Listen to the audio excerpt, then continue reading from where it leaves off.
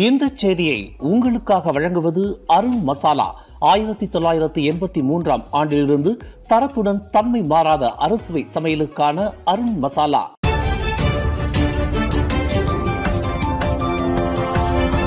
வணக்கம். திசைகளின் ஒரு மணி செய்திகள். புத்ரா ஹைட்ஸ் வெடிப்பு சம்பவத்தில் பாதிக்கப்பட்ட மாணவர்களுக்கும் ஆசிரியர்களுக்கும் தலா 1000 ரிங்கெட் உதவி நிதி அறிவித்தார் ஃபட்லினா சிடேக். சுபாங் ஜயா நிலத்தடி குழாய் வெடிப்பு சம்பவத்தில் பாதிக்கப்பட்ட மாணவர்கள், ஆசிரியர்கள், கல்வி நிறுவனத்தை சேர்ந்தவர்கள் என ஒவ்வொருவருக்கும் மலேசிய கல்வி அமைச்சு தலா 1000 ரிங்கெட் உடனடி உதவியை அறிவித்துள்ளது. பாதிக்கப்பட்டவர்களின் சுமையை குறைக்கவும், கல்வி ஊழியர்களின் நலனை தொடர்ந்து பாதுகாக்கவும் இந்த உதவி வழங்கப்படுவதாக அதன் அமைச்சர் ஃபட்லினா சிடேக் தெரிவித்தார். இந்த உதவி துன் ஹுசைன் ஆன் ஆசிரியர் அறக்கட்டளை வாயிலாகவும், யயாசான் டிடே நெகாரா அறக்கட்டளை வாயிலாகவும் வழங்கப்படுகிறது. இதில் பள்ளி உதவி உட்பட பிற உதவிகளும் அடங்கும் என்று இன்று காலை புத்ரா ஹைட்ஸ் பள்ளிவாசலில் அமைக்கப்பட்டுள்ள தற்காலிக துயர் துடைப்பு மையத்திற்கு சென்றபோது அவர் கூறினார். இந்த சம்பவத்தில் 23 பள்ளிகளை சேர்ந்த 5 ஆசிரியர்களும் 102 மாணவர்களும் பாதிக்கப்பட்டுள்ளனர். 4 மாணவர்கள் இன்னும் மருத்துவமனையில் சிகிச்சை பெற்று வருகின்றனர். புத்ரா ஹைட்ஸ் நிலத்தடி எரிவாயு குழாய் வெடிப்பு நடந்த இடத்தில் இன்று காலை 20 ஏஜென்சிகள் பாதுகாப்பு நிலை விசாரணையையும் சோதனை நடவடிக்கையையும் தொடங்கும். இதில் மலேசிய காவல்துறை, மலேசிய தீயணைப்பு மீட்புத்துறை, தெனாகா நேஷனல் பிர்ஹாட், பொதுப்பணித்துறை, ஊராட்சி மன்ற அதிகாரிகள், சம்பந்தப்பட்ட பகுதியின் மாவட்ட அலுவலகம் ஆகியவை அடங்கும். பாதுகாப்பு படையினரின் இயக்கத்தை எளிதாக்கும் வகையில் ஜலான் பெர்சியாரன் ஹார்மோனி படிப்படியாக மூடப்படும். இருப்பினும் பாதிக்கப்பட்ட குடியிருப்பாளர்களுக்கு படிப்படியாக திறக்கப்படும் என்று சுபாங் ஜயா காவல்துறை தலைவர் அசிஸ்டன்ட் கமிஷனர் வான் அஸ்லான் வான் மமாட் கூறினார். சம்பவ இடத்தில் செய்ய வேண்டிய விசாரணைகள், தொடர் நடவடிக்கைகள் குறித்து அனைத்து சம்பந்தப்பட்ட ஏஜென்சிகளுடனும் ஒரு விளக்க கூட்டம் நடத்தப்படும் என்று அவர் கூறினார். புத்ரா ஹைட்ஸ் நிலத்தடி எரிவாயு குழாய் வெடிப்பு சம்பவத்தில் பாதிக்கப்பட்ட 110 குடும்பங்களை சேர்ந்த 485 பேர் இன்று காலை வரை புத்ரா ஹைட்ஸ் பள்ளிவாசலின் பலநோக்கு மண்டபத்தில் உள்ள தற்காலிக துயர் துடைப்பு மையத்தில் தங்க வைக்கப்பட்டுள்ளனர்.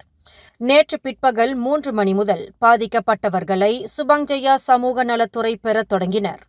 உணவு, உடை, படுக்கை வசதி உள்ளிட்ட தேவையான உதவிகளை பெற அனைத்து பாதிக்கப்பட்டவர்களும் இந்த மையத்திற்கு செல்லுமாறு அறிவுறுத்தப்பட்டனர். தற்போது புத்ரா ஹைட்ஸ் பள்ளிவாசல் முழு கொள்ளளவை எட்டியுள்ளது. தற்காலிக தங்குமிடம் தேவைப்படும் பாதிக்கப்பட்டவர்களுக்கு தற்போதைய துயர் துடைப்பு மையத்திலிருந்து சுமார் 7 கிலோமீட்டர் தொலைவில் உள்ள கெமலியா மண்டபத்தில் உள்ள மற்றொரு தற்காலிக துயர் துடைப்பு மையத்தில் தங்க வைக்கப்படுவார்கள். இதற்கிடையில் கெமலியா மண்டபத்தில் 8 குடும்பங்களை சேர்ந்த சுமார் 44 பாதிக்கப்பட்டவர்களுக்கு இடமளிக்கப்பட்டுள்ளது.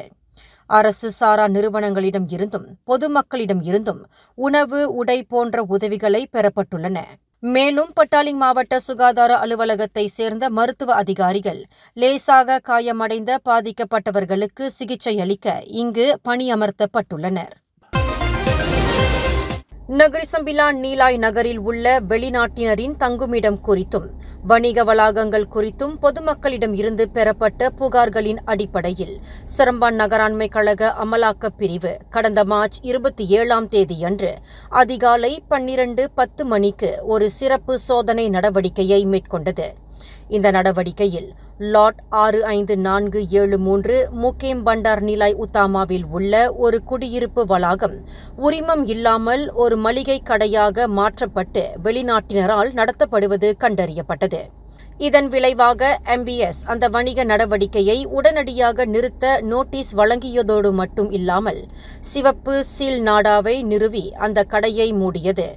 மேலும் உரிமம் பெற்ற உள்ளூர்வாசிகள் மட்டுமே வணிகங்களை நடத்த முடியும் என்ற வணிக விதிமுறைகளை மீறுவதை தடுக்க சந்தேகத்திற்கிடமான பகுதிகளில் நகராண்மை கழகமும் காவல்துறையும் அடிக்கடி சோதனை நடவடிக்கைகளை மேற்கொள்ள வேண்டும் என்று நகரி சம்பிலான் மாநில தொழில் முனைவோர், மனிதவள, வானிலை மாற்றம், கூட்டுறவு, பயணிட்டாளர் விவகாரங்களுக்கான ஆட்சிக்குழு உறுப்பினர் வீரப்பன் சுப்பிரமணியம் அழைப்பு விடுத்தார். வெளிநாட்டு தொழிலாளர்களை பணியமர்த்தும் முதலாளிகள் அவர்களின் நடமாட்டத்தை கண்காணித்து அவர்கள் கட்டாயமாக்கப்பட்ட விதிமுறைகளை மீறாமல் இருப்பதை உறுதி செய்ய வேண்டும் என்றும், இல்லையெனில் கடுமையான நடவடிக்கை எடுக்கப்படும் என்றும் எச்சரிக்கை விடுத்தார். எக்ஸ் தளத்தில் ஒரு நபர் இனவெறி கருத்துக்களை பதிவேற்றியது தொடர்பாக மலேசிய ஒற்றுமை அமைச்சர் அலுவலகம் மலேசிய தகவல் தொடர்பு பல்லூடக ஆணையத்திற்கு புகார் அளித்துள்ளது. 1998 ஆண்டு தகவல் தொடர்பு பல்லூடக சட்டத்தின் பிரிவு 233 படி அந்த நபர் விசாரிக்கப்பட்டு உரிய நடவடிக்கை எடுக்கப்பட வேண்டும் என்று தாம் நம்புவதாக தேசிய ஒற்றுமை அமைச்சர் டத்தோ ஏரன் அகோ டாகாங் கூறினார்.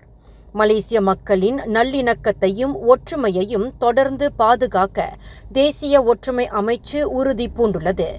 எனவே ஒற்றுமையை சீர்குலைத்து வெறுப்பை தூண்டும் எந்தவொரு அறிக்கையும் அல்லது செயலும் ஏற்றுக்கொள்ளப்படாது. சமூக ஊடகங்களை பயன்படுத்துவதில் அனைவரும் நெறிமுறையாக இருக்க வேண்டும் மற்றும் இன மத பதட்டங்களை தூண்டும் எந்தவொரு செயலையும் தவிர்க்க வேண்டும் என்று அவர் எக்ஸ் தளத்தில் தனது பதிவின் மூலம் நினைவுபடுத்தினார். இன்று அதிகாலை கம்போங் பத்து திகப்புலு சம்பிலானில் பட்டாசு விற்கும் அங்காடி தீப்பிடித்ததில் ஒருவர் பலத்த காயமடைந்தார். மேலும் 3 லேசாக காயமடைந்தனர்.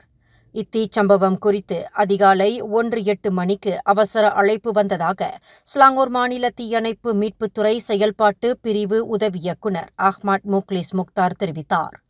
தீயணைப்பு வீரர்கள் வருவதற்கு முன்பு தீ அணைக்கப்பட்டது. 20 வயதிற்கு உட்பட்ட உள்ளூர் இளைஞர்கள் 4 பேர் காயமடைந்தனர். அடுத்த கட்ட நடவடிக்கைக்காக அனைத்து பாதிக்கப்பட்டவர்களும் சுகாதார அமைச்சின் அதிகாரிகளிடம் ஒப்படைக்கப்பட்டனர். நேற்று இரவு 7:20 மணியளவில் ஸ்ரீகம்பாங்கானில் உள்ள தமான் செராஸ்டயாவில் நிலச்சரிவு ஏற்பட்டதாக தகவல் வெளியானது. இருப்பினும் இந்த சம்பவத்தில் வீடுகளின் கட்டமைப்புக்கு எந்த சேதமும் ஏற்படவில்லை. அதே நேரம் உயிர் சேதமும் ஏற்படவில்லை என காஜாங் தீயணைப்பு படையினர் தெரிவித்தனர்.